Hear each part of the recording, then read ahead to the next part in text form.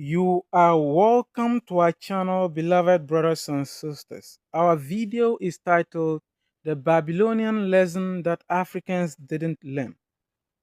The story of Babylon in Genesis 11 narrates a history of celestial involvement in human affairs, and the nature, purpose, and consequences of this involvement leaves a lesson that must not be ignored, especially by Africans. We are so carried away by the idea of God, angels, and holy figures that we don't pay attention to what these entities really are and what they want from us.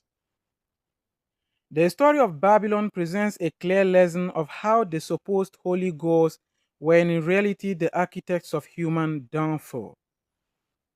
In Genesis 11:6, this being said, if as one people speaking the same language, the humans have begun to build in peace, then nothing they plan to do will be impossible for them. So they came down and confused their language and scattered them against their will. This was the onset of the tribal chaos that stayed with Africans till date. We know the people in this story were largely, if not entirely, African because the Bible made it clear that they were led by Nimrod, a Cushite or Ethiopian in the present day. The gods orchestrated our downfall with the full knowledge of our potential as a people. And this potential wasn't destroyed after our fall, but only halted temporarily until another great leader arises. It is very clear from any perspective that a united Africa will eventually lead to a united humanity, the very thing the gods fought to prevent. Africans were and are still the only race that can provide universal leadership for the human species, and the gods know this. This is what drew their attention to our race and caused them to double down on the partitioning of the continent and its people. It must be understood that the invasion and partitioning of the African continent began with religion and ended with religion. Both Christianity and Islam, through which the continent and its people were colonized, were both launched by the gods through the person of Jesus Christ, a supposed savior figure from a religious perspective. From a layman perspective, the coming of Jesus was a mission for the salvation of the soul of humanity. So Jesus is seen as a savior and a teacher of love. But what was really in motion was a perpetuation of the foundation of division laid by Yahweh his father in Babylon. His teachings amplified these divide and rule tactics through the religious spell that he cast on humanity with the intention of shutting down our potential and destiny as a species. The success of this religious spell is what resulted in the chaotic, seemingly backward Africa we are seeing today. Now you see how the supposed gods and saviors are in reality the architects of our downfall as a people.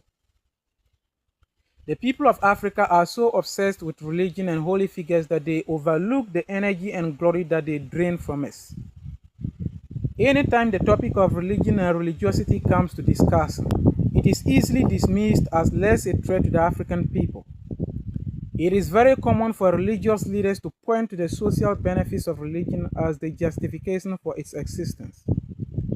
They hype the economic support and developmental projects undertaken by religious institutions in Africa.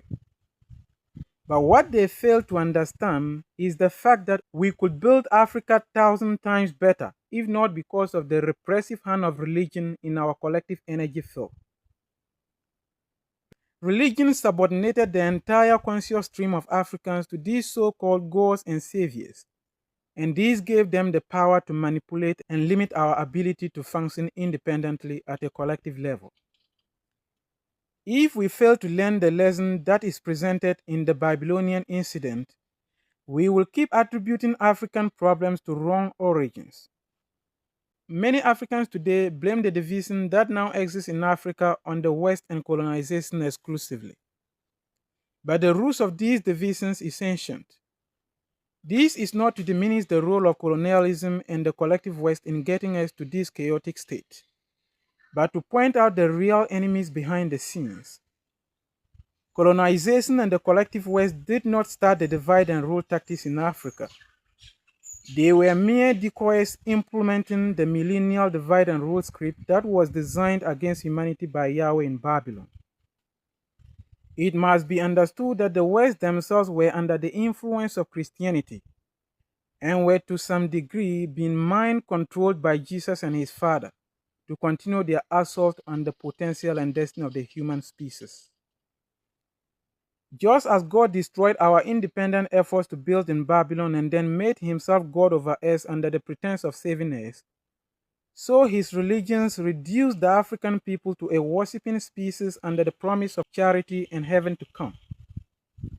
These so-called gods and saviors demands absolute obedience and absolute control, and any effort toward human independence and self-reliance is seen as a rebellion and apostasy. This explains why religious Africa is backward in technology and innovation. For technology lessens the dependency of humanity on the divinities, and these beings will do everything to prevent us from progressing in this field, so we will stay dependent on them. The story of Babylon reveals how desperate the gods are on maintaining control over their human slaves. The adherents of any religion, especially the Abrahamic ones, are literally slaves to the gods they worship. And these non-human slave owners are not only hell-bent on maintaining the slave farm, but committed to permanently destroying the potential in their human slaves to ensure perpetual dependency and avoid a possible future rebellion. The European Renaissance took the Caucasians out of this dependency, and that transformed continental Europe into a global political power. Had they stayed under the dark shadow of religion, the Europe we know today would probably resemble the medieval European civilization. Similarly, Africa is a global royal power whose people will never awaken to their glory if they stay under the anti-human spirit of religion. It will be difficult for the overly religious African people to accept the fact that their gods and saviors are actually enemies of progress.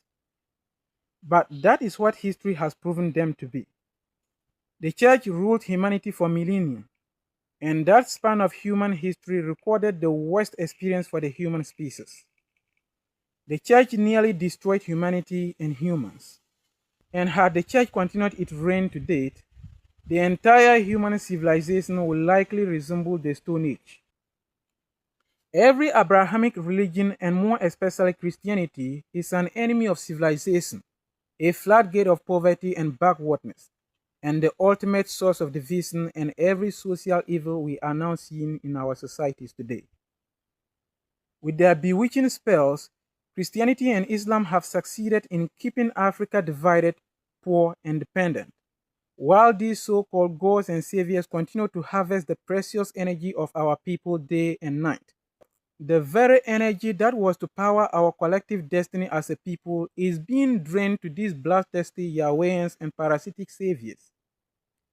The glory of our collective star goes to the expansion of their cosmic ambitions, and our souls are a fuel for their manifestations. They owe their power and godhood to us, yet claim that we have no worth. They rely on our energy for cosmic influence, yet teach other races to hate us and call us all kinds of names. Those of you who are spiritual enough can understand that this is destiny swapping in effect. Jesus has swapped the destiny of the African people for the Caucasians, and Allah has exchanged part of our blessings for the Arabs. The domination of our race will stay absolute until we kick these so-called gods and saviors out of our continent. We will never truly be free as long as Yahweh is worshipped in the continent. And the collective star of the African people will never shine as long as Jesus is glorified in Africa. And there will never be peace in Africa unless we kick Allah out of our territory. I would like to focus a bit on African women. Our women are certainly the most emotional beings walking the surface of the planet, and their emotion-driven nature makes them very vulnerable to religion and religious figures. They live in their hearts and less in their minds. Their emotions are so powerful that it overrides their intellect. and this makes them a perfect target for religious dogma. It is very difficult, nearly impossible, to convince an African woman against her religious beliefs. But if they could be convinced, they could collapse both Islam and Christianity in less time. For what will be left in a church or mosque if women depart with children?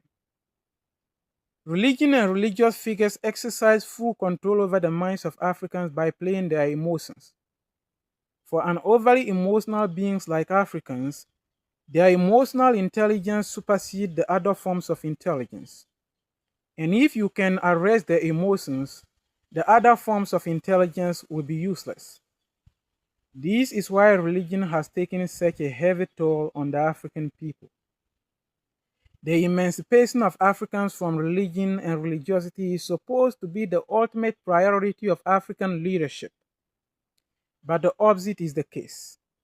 The situation of the African people are made even more hopeless by their leaders. Instead of liberating the continent from religion and religiosity to restore the energetic sovereignty of the people, the leaders participate in this same mess themselves. And worse than this is the fact that they don't even understand that religion and religiosity is the ultimate enemy of the African people. What can a religious people led by religious leaders do to liberate themselves from religion? African leaders driven by their desire for power and prestige will do anything, including seeking the support of the same oppressive gods and saviors, to win power. And once in office, they become puppets to these spiritual rulers who care not about the condition of the people. And it is then reflected in the fiscal in the form of continental stagnation. How long have you heard of the sentence, Africa is rising? And it is still yet to rise. The gods have made it clear in Babylon that they are opposed to the progress of humanity. And any people who chooses them over the human spirit will forever stay under servitude. What can we do then? First and foremost, we must understand that the so-called loving gods and merciful saviors are neither loving nor merciful. This is how they present themselves. But behind this polished presentation is their real nature, which is control-obsessed, power-hungry, cosmic tricksters and energy vampires who are hell-bent on destroying human destiny. Africans must come to trust in the human spirit and abilities and work to attain our destiny independent of the gods. Africans must awaken to the reality that they don't need the constitutionally elected presidents, not even the military juntas, but a true royal leadership. A leadership springing not from any of the tribal thrones, but a divinely imbued individual who have nothing to do with the gods. The African people are a divine royal race who cannot claim their divine right under the leadership of the current array of God-dependent politicians running the continent. We must realize that we have never had a savior of the African people at any point in time except Nimrod, and similar leadership is necessary for Africa to truly rise to glory.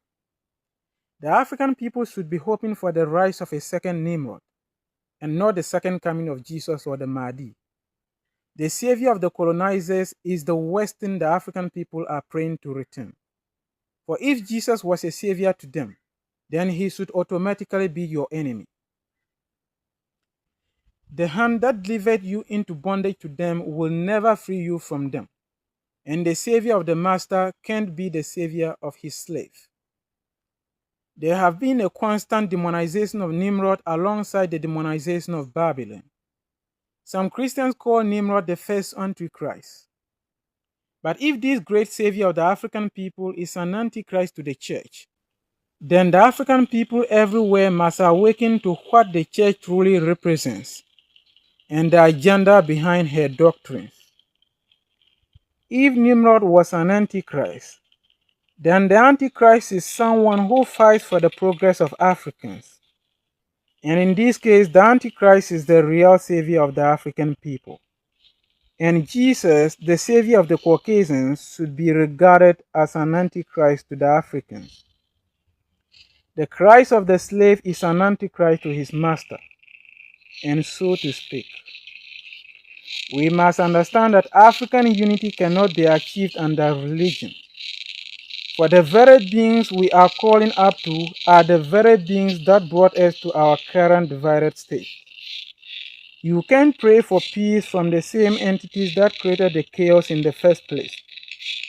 And you can't unite for purpose under the same beings who scattered you against purpose. Now, this channel is both mine and yours, so feel free to share your opinion on anything that caught your attention in the comments down below. Thank you.